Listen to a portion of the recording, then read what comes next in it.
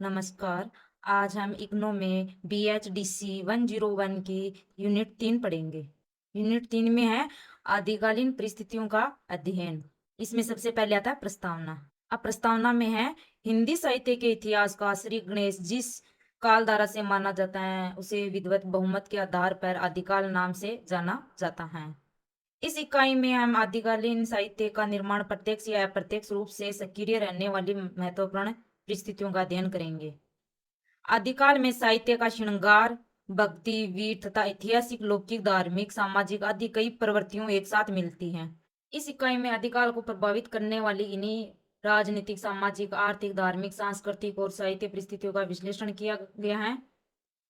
इस मूल विषय के अतिरिक्त इकाई में आदिकाल की ऐतिहासिक पृष्ठभूमि काल सीमा नामांकन आदिकाल के साहित्य के प्रत्येक प्रेरक बिंदु तथा आदिकालीन साहित्य की सामग्री का स्वरूप आदि का विवेचन किया गया है। तो सर्वप्रथम आदिकाल का अर्थ और स्वरूप की समीक्षा करेंगे। अब आता है आदिकाल का अर्थ और स्वरूप। किसी भी साहित्य धारा का वह प्रारंभिक कालखंड जहाँ से उसकी शुरुआत होती है यो आदिकाल के वास्तविक स्वरूप को जान लेना सहज नहीं है, किंतु भारतीय चिंतन धारा के उस महत्वपूर्ण काल के रूप में उसे जाना जा सकता है जहाँ परस्पर विरोधी तत्वों को एक साथ साहित्य में देखा जाता है। राजनीतिक उथल पुथल विदेशी आक्रमण तथा दो संस्कृतियों के मिलन का परिवेश वहां है। अशांति और बिखराव से छिन्न भिन्न सामाजिक स्थिति विविध धर्म संप्रदाय और दर्शनों का फैलता प्रभुत्व भी वहां है। जन सामान्य को आकर्षित भ्रमित करके टोने टोटके तंत्र मंत्र जादू चमत्कार और जैन वैष्णव शैव काल्पिक शाक्त सिद्ध एवं नाथ आदि कई धार्मिक संप्रदायों की बहुत सी प्रवृत्तियां इस युग के समग्र साहित्य में दिखाई देती हैं। इस काल में एक तरफ तो संस्कृत के ऐसे बड़े बड़े कवि उत्पन्न हुए हैं जिसकी रचनाएं अलंकृत काव्य परंपरा की चरम सीमा पर पहुंच गई थी, और दूसरी ओर अपभ्रंश के कवि हुए हैं जो अत्यंत सहज सरल भाषा के अत्यंत संक्षिप्त शब्दों में अपने मनोभाव को प्रकट करते थे। अब प्रश्न ये उठता है कि हिंदी साहित्य में इस प्रारंभिक काल की ऐतिहासिक पृष्ठभूमि क्या है, उसे आदिकाल क्यों कहा जाता है तथा उसकी काल सीमा क्या है। आइए इन सभी प्रश्नों का संक्षेप में विचार करेंगे। ऐतिहासिक पृष्ठभूमि। जिन परिस्थितियों ने हिंदी साहित्य के उस काल का निर्माण किया है जिसे आगे चलकर आदिकाल नाम से जाना गया है, उनकी स्थिति अत्यंत चिंतनीय रही है। उस युग का भारत छिन्न भिन्न हो रही सत्ता का भारत है। हर्षवर्धन का एक छत्र राज्य तब बिखरने लगा था। पूर्व के पालू, दक्षिण में राष्ट्रकूटों तथा पश्चिम में प्रतिहारों की राज्य शक्ति को सुदृढ़ बनाने का प्रयास भी विफल हुए। राजपूतों के उदय होते ही तोमर, राठौड़, चौहान, गुज्जर, चालुक्य, चंदेल, परमार आदि राज्यवंश राज्य सत्ता की दौड़ में शामिल होने लगे। परिमाणतः केंद्रीय शक्ति का अभाव था। केंद्रीय शक्ति की अभाव ही अराजकता का कारण बन गया। परस्पर इन लोलुपों से लड़ने का प्रारंभ कर दिया। राजनीति युद्ध लिप्सा से घिर गई। पश्चिम में मुसलमानों के आक्रमण और भीतर राजपूतों के पारस्परिक झगड़े सब ने परिवेश को युद्ध उन्माद और शौर्य गायन से जीवन निर्वाह की राह दिखाई। तंत्र मंत्र तथा टोने टोटके धीरे धीरे जन जन को भयभीत कर रहे थे। ऐसे में गुर्जर साम्राज्य सिद्धराज राजसिंह के जीवन काल में जैन साहित्य को प्रोत्साहन मिलने लगा। प्राकृत व्याकरण सिद्ध हेमचंद शब्दानुसार के रचयिता हेमचंद इन्हीं के दरबारी आश्रित थे। काल सीमा और नामकरण। हिंदी साहित्य के इतिहास में आदिकाल को शुक्ल जी ने वीरगाथा काल कहते हैं, जो पहले भी हम पिछली यूनिट में पढ़ चुके हैं, लेकिन इसमें भी हम बताते हैं कि शुक्ल जी ने आदिकाल को वीरगाथा काल नाम बोला है। वीरगाथा काल कहते हुए उनकी समय सीमा 1050 विक्रमी संवत से 1375 विक्रमी संवत तक स्वीकार है। आदिकाल की शुरुआत संवत 700 से 943 से भी मानते हैं। ईस्वी से 57 वर्ष बड़ा होता है। ये इम्पोर्टेंट है कि किसी के मन में ये होता है कि संवत और ईस्वी ये दोनों आते हैं, ये अलग अलग कैसे हैं। तो आप इसमें देख लो कि संवत होती है वो हमेशा ईस्वी से 57 वर्ष से आगे होता है। किंतु यह भी विवाद संबद्ध है कि वहीं से हिंदी साहित्य का प्रारंभ माना जाए या संवत 1050 से। डॉक्टर श्याम सुंदर दास ने इस युग को आदि युग मानते हुए उसका समय ये 1050 से 1400 तक माना। राहुल संकृत्यान ने इसे सिद्ध सम्मांत काल कहा है, और डॉक्टर राजकुमार वर्मा ने इसे चारण काल मानते हुए इसकी काल सीमा 1000 से 1375 मानी है। वर्मा जी ने चारणकाल संवत 1000 से पूर्व काल को शुक्ल जी की तरह ही अपभ्रंश काल कहते हुए शेषंती काल भी नाम देते हैं। आचार्य हजारी प्रसाद द्विवेदी ने 1000 से 1400 ईस्वी सन के इस कालखंड को आदिकाल कहना उचित समझा। डॉक्टर नगेंद्र ने आदिकाल नाम को स्वीकारते हुए उसकी काल सीमा 7वीं सदी के मध्य से 14वीं सदी के मध्य तक स्वीकार की है। विद्यापति जैसे भक्त श्रृंगारी कवि बहार हो जाते हैं। अमीर खुसरो जैसा लोक कवि इस काल सीमा में गौण हो जाते हैं। अतः समय सीमा और नामकरण के इस समग्र विवेचन से यह निष्कर्ष निकलता है कि अधिकांश विद्वत साहित्य समाज द्वारा स्वीकृत नाम आदिकाल ही प्रमाणित और समर्थन मानते हैं तथा सन 1000 से 1400 ईस्वी के बीच इसकी काल सीमा अधिक मान्य है। अब आगे आता है परिस्थितियां अर्थ और महत्व। साहित्यकार तथा परिस्थितियां परस्पर एक दूसरे को प्रभावित करते हैं। कहा जाता है कि साहित्य समाज का दर्पण है।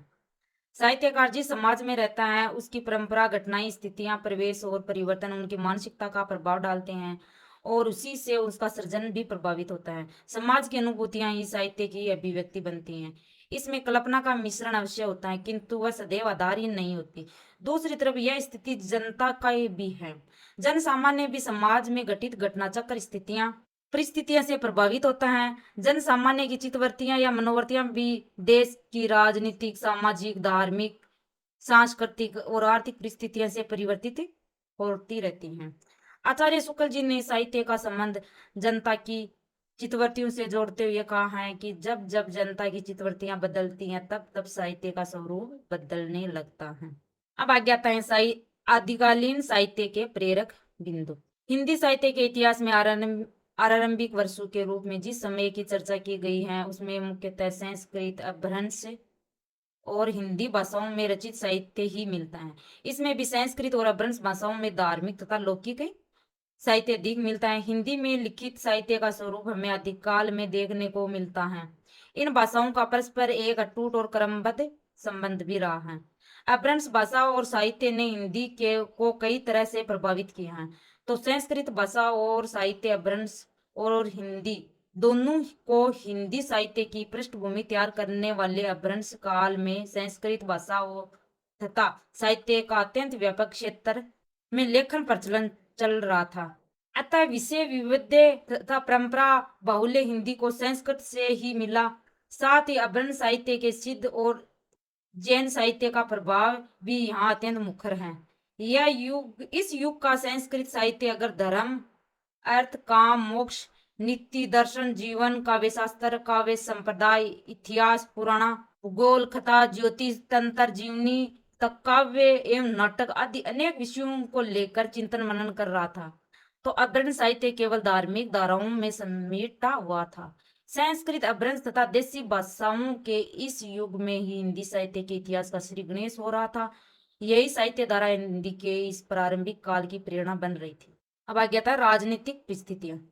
ऐतिहासिक दृष्टि से हिंदी साहित्य का यह प्रारंभिक काल 7वीं-8वीं शताब्दी से 12वीं शताब्दी तक के राजनीतिक घटनाचक्र ने हिंदी साहित्य को भाषा और भाव दोनों ही दृष्टियों से प्रभावित किया है। जब भारत का सशक्त सम्राट हर्षवर्धन सिंहासन पर बैठा था तब सन 1606 ईस्वी में कन्नौज को अपनी राजधानी बनाया था। वास्तव में सम्राट हर्षवर्धन के समय भारत के दो टुकड़े हो गए। नर्मदा के उत्तर में हर्षवर्धन का साम्राज्य था तो दक्षिण में चालुक्य वंशीय पुलकेशी द्वितीय का शासन था। 647 ईस्वी में उत्तर के सम्राट हर्षवर्धन की जब मृत्यु हो गई, बाद में पूर्व के पाल, दक्षिण के राष्ट्रकूट और पश्चिम के प्रतिहार आदि के आक्रमण ने उनकी शक्ति को क्षीण कर दिया। परिमाणतः 9वीं शताब्दी में प्रतिहारों ने कन्नौज पर अधिकार कर लिया। फिर लगभग 200 वर्षों तक भारत को केंद्रीय शक्ति उन्हीं के हाथों में रही।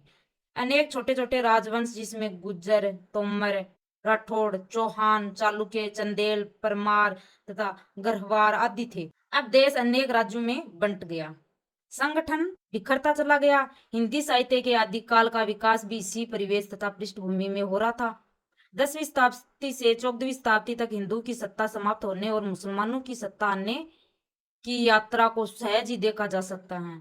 सन 800 से 1026 ईस्वी तक के पाल शासकों में भीम, जयपाल, आनंदपाल आदि ने गजनी के तुक्कों का सामना किया, तो कश्मीर के ललितादित्य, जयदित्य और आदि शासकों को भी मुसलमान शासकों से लोहा लेना पड़ा। 10वीं शताब्दी में महमूद गजनवी ने सन 1000 से 1026 के बीच भारत में 17 बार आक्रमण किया और यहाँ पर अपार संपत्ति लूट कर ले गया। उसने पंजाब, कांगड़ा, कन्नौज, ग्वालियर ही नहीं, सोमनाथ के मंदिर पर भी आक्रमण किया। महमूद गजनवी की मृत्यु के बाद 1173 में मोहम्मद गोरी ने शासन संभाला। महमूद गजनबी की मृत्यु के बाद 1173 में महमूद गजनबी ने उसका शासन संभाला। सन 1170 ईस्वी में कन्नौज की गद्दी पर जयचंद आसीन हुआ। इस समय दिल्ली अजमेर के शासन चौहान वंशी पृथ्वीराज थे। मोहम्मद गोरी अपने आक्रमण से जयचंद के सहयोग से ही पृथ्वीराज को पकड़ने में समर्थ हो गया। हालांकि बाद में उसने जयचंद को भी पराजित कर दिया। मोहम्मद गोरी की मृत्यु के बाद कुतुबुद्दीन ऐबक ने भारत पर राज्य किया। उसने पूरे हिंदी भाषी प्रदेश पर राज्य किया। उसके बाद में भारत पर गुलाम वंश और खिलजी वंश के शासकों ने आधिपत्य जमाया। अव्यवस्था, लूटमार, बिखराव के इस युग में कवियों ने दरबारी आश्रम में ग्रहण किया था। मुस्लिम शासकों के दरबार में हिंदू कवि थे, तो हिंदू शासकों के दरबार में मुस्लिम विद्वान भी थे। परस्पर सांस्कृतिक आदान प्रदान भी था, पर फिर भी भारत ने राजनीतिक पराजय के बावजूद अपनी सांस्कृतिक पहचान खोने नहीं दी। अब आगे आता है धार्मिक परिस्थितियां। उस टाइम धार्मिक परिस्थितियां कैसी थी? सम्राट हर्षवर्धन के समय में ब्राह्मण और बौद्ध धर्मों का सम्मान आदर था। यद्यपि हर्ष बौद्ध मतावलंबी था और उसके समय में बौद्ध धर्म का पर्याप्त प्रचार प्रसार भी था। फलतः उसके समय में विभिन्न धर्मों में आपसी मेल जोल था, किंतु राजनीति की तरह हर्षवर्धन की मृत्यु के बाद राजनीतिक स्थिति भी बदलती। विभिन्न धार्मिक संप्रदाय अपने पवित्र रूप को सुरक्षित न रख पाए, तो बौद्ध धर्म अपने वास्तविक आदर्श को भूलकर जादू टोने, तंत्र मंत्र में विश्वास करने लगा। बौद्ध धर्म का विकास हीनयान, वज्रयान, मंत्रयान, सहजयान आदि अनेक शाखाओं में होने लगा था। बौद्ध धर्म की इन शाखाओं में तंत्र मंत्र, हठयोग आदि के साथ 5 मकारों मास, मेंथन, मत्स्य, मध्य और मुद्रा को भी विशेष स्थान प्राप्त हो जा रहा था। इसके बिना साधना अधूरी मानी जाती थी। इन धर्मों के संदर्भ में डॉक्टर लक्ष्मी सागर वैष्णव लिखते हैं कि इस काल में हिंदी प्रदेश और उसकी सीमाओं के आसपास जैन धर्म, बौद्ध धर्म के वज्रयानी रूप, तांत्रिका मंत्र, रसेश्वर साधना, उमा महेश्वर योग साधना, सोम सिद्धांत, वामाचार और नाथ पंथ, शैव मत, वैष्णव मत, शाक्त मत आदि विभिन्न मत प्रचलित थे। जैन, वैष्णव, शैव, शाक्त आदि संप्रदायों की प्रतिद्वंदता राष्ट्रीय शक्ति का ह्रास कर रही थी। बौद्धों के समान ही इस काल की धार्मिक पृष्ठभूमि के निर्माण में जैन धर्म का भी हाथ था। इस युग में जैन धर्म भी एक नए रूप में ढल रहा था। एक और तो बौद्धों की तांत्रिक पद्धति जैन धर्म में प्रचलित हो रही थी और दूसरी ओर जैन मतावलंबी साहित्यकार अपनी रचनाओं में पौराणिक कथाओं का भी कुछ परिवर्तित रूप में समावेश कर रहे थे। इस काल में वैदिक, बौद्ध एवं जैन धर्म साथ साथ प्रचलित थे और वैदिक धर्म का कभी कभी बौद्ध या जैन धर्म से संघर्ष भी हो जाता था। पर धीरे धीरे वैदिक या ब्राह्मण धर्म बल पड़ता गया और बौद्ध एवं जैन धर्म कमजोर पड़ते हुए पूर्वी बंगाल के जैन शासक वैदिक मत को मानने वाले थे। उन्हीं के समान मालवा के शासक भी वैदिक मतानुयायी थे। धर्म का वास्तविक स्वरूप किसी के सामने स्पष्ट न था और न ही उसे स्पष्ट करने वाला कोई सद्गुरु उपलब्ध था। सभी अपने अपने मत प्रचार में डूबे हुए थे। अब आगे आता है सांस्कृतिक परिस्थितियां। सांस्कृतिक परिस्थितियां कैसी थी? सम्राट हर्षवर्धन के समय ये तक भारत सांस्कृतिक दृष्टि से ही नहीं, राष्ट्रीय दृष्टि से भी संपन्न तथा संगठित था। भारत संसार के अत्यधिक सभ्य और सुसंस्कृत देशों में गिना जाता था। यहाँ के लोगों का जीवन धर्म भावना से ओतप्रोत, पवित्र एवं सुसंस्कृत था। इसकी झलक तत्कालीन स्थापत्य मूर्ति तथा संगीत कला में भी दिखाई पड़ती थी। भुवनेश्वर, खजुराहो, पुरी, सोमनाथ, बेल्लोर, कांची, तंजौर आदि के मंदिर इसी कथन का प्रमाण है। ईसा की 11वीं शताब्दी में मुसलमानों के आक्रमण और उनके बढ़ते प्रभाव के फलस्वरूप इस्लाम संस्कृति का जब प्रवेश जब इस देश में हुआ, तो उससे दोनों संस्कृति हिंदू और मुस्लिम संस्कृति का एक दूसरे से प्रभावित होना सहज स्वाभाविक था। प्रारंभ में ये दोनों संस्कृति एक दूसरे के सामने प्रतिद्वंदी के रूप में तन कर खड़ी होती है। जैसे जैसे सत्ता में मुगलों का प्रभाव बढ़ता गया, वैसे वैसे इस्लामी संस्कृति की छाप हिंदू संस्कृति पर पड़ती गई। इस्लाम मूर्ति पूजा के विरोधी रहा है। महमूद गजनबी और मोहम्मद गौरी ने अपने आक्रमणों के दौरान सिर्फ लूटमार ही नहीं, मंदिरों की स्थिति अनेक मूर्तियों को भी तोड़ा फोड़ा। लेकिन हिंदू संस्कृति मुस्लिम संस्कृति से हिंदू संस्कृति से किसी न किसी रूप में प्रभाव ग्रहण करती हैं। अब आगे है सामाजिक और आर्थिक परिस्थितियां। देश की सामाजिक और आर्थिक स्थिति पर राजनीतिक, धार्मिक एवं सांस्कृतिक स्थितियों का भी पर्याप्त प्रभाव पड़ा। समाज विभिन्न वर्गों और जातियों में पूरी तरह बंटा हुआ है। ब्राह्मणों की श्रेष्ठता धीरे धीरे कम होने लगी। राजपूत तक क्षत्रिय का प्रभाव समाज में बढ़ रहा था, किंतु दुर्भाग्य यह है कि वे राष्ट्र और समाज के हित को भुलाकर आपसी फूट और झगड़ों में डूबे थे। जनता शासन और धर्म दोनों ओर से निराश्रित होती जा रही थी। युद्ध में उन्हें बुरी तरह से पिसा जा रहा था। उच्च वर्ग के लोग भोग कर रहे थे तथा निर्धन वर्ग के लोग पीस रहे थे। शिक्षा की व्यवस्था के अभाव में सांप्रदायिक तनाव, सती प्रथा, अंधविश्वास जैसे अभिशाप मनुष्यों को भ्रमित कर रहे थे। साधु सन्यासी के शाप और वरदानों के बीच जनसामान्य आतंकित था। ब्राह्मण, क्षत्रिय, वैश्य और शूद्र नामक वर्णों में विभाजित भारत सामाजिक आदर्शों को खो बैठा था। आखेट, मल्ल युद्ध, घुड़सवारी, द्यूत क्रीड़ा, संगीत, नृत्य आदि मनोरंजन के साधन थे और कवियों का विशेष आदर था। भोजन, वस्त्रों की सफाई का ध्यान रखा जाता था। क्षेत्रियों में मदिरा पान, भोग और अफीम खाने का रिवाज था। सागतों और सेवों को छोड़कर शेष लोग खान पान में सात्विकता बरतते थे। विदेशी आक्रमणकारियों का एक प्रमुख उद्देश्य यह भी था कि भारत की संपत्ति को क्षति पहुंचाकर यहाँ का धन, सोना चांदी और हीरे जवाहरात आदि लूट कर ले जाना था। सोने की चिड़िया कहलाने वाले भारत उनकी आंखों में खटकता था, इसलिए उन्होंने उसे लूट लूट कर श्रवणहीन करने का बीड़ा उठाया। यही नहीं, समय समय पर तुर्क, अफगान आक्रमणकारियों ने हमारे देश में आकर तैयार खड़ी फसलों को रौंदा और जलाया भी। रोज रोज के युद्ध आक्रमणों का दुष्प्रभाव अर्थव्यवस्था और सामाजिक व्यवस्था पर काफी पड़ रहा था। जनता निर्धनता और लूटमार से आक्रांत और त्रस्त हो चुकी थी। अब आगे आता है साहित्य परिस्थितियां। आदिकालीन हिंदी साहित्य के समय परंपरागत साहित्य संस्कृति की धारा, प्राकृत और अपभ्रंश की धारा तथा हिंदी भाषा साहित्य की धारा, ये तीन धाराएं प्रचलन में थी। साहित्य का 9वीं से 11वीं शताब्दी तक का कन्नौज और कश्मीर संस्कृत साहित्य के मुख्य केंद्र रहे हैं।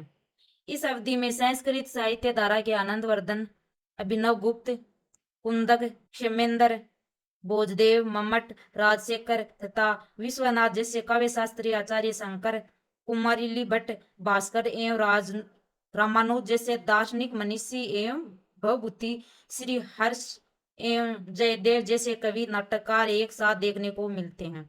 दूसरी तरफ प्राकृत और अपभ्रंश भाषाओं के साहित्य में जैन आचार्य ने मध्य प्रदेश में पश्चिमी सीमांत क्षेत्र में रहकर संस्कृत के पुराणों को नए रूप में प्रस्तुत किया।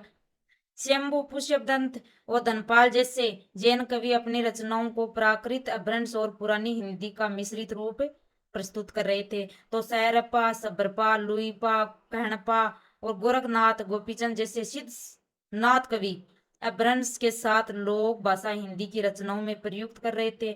आदिकाल के वीर गाथात्मक काव्य में विजयपाल रासो, हमीर रासो, खुमान रासो, बिसलदेव रासो, पृथ्वीराज रासो, परमाल रासो आदि रचनाएं प्रमाणित हैं। इस युग में वीर भक्ति और श्रृंगार के साथ साथ धार्मिक, लौकिक और नीतिपरक साहित्य का भी लिखा जा रहा है। इन साहित्य सर्जन के माध्यम बनने वाली भाषाओं में वैदिक संस्कृत, पाली, प्राकृत, अपभ्रंश और हिंदी भाषाएं अपना पूरा योगदान देती रही। यहाँ आदिकालीन भाषा और साहित्य सामग्री को स्पष्ट समझने के लिए एक तालिका प्रस्तुत की है। वैदिक संस्कृत साहित्य, पाली प्राकृत साहित्य, अपभ्रंश साहित्य और देश भाषा साहित्य, ये भाषा है। अब इसमें पाली प्राकृत साहित्य को कितने भागों में बांटा है देखें।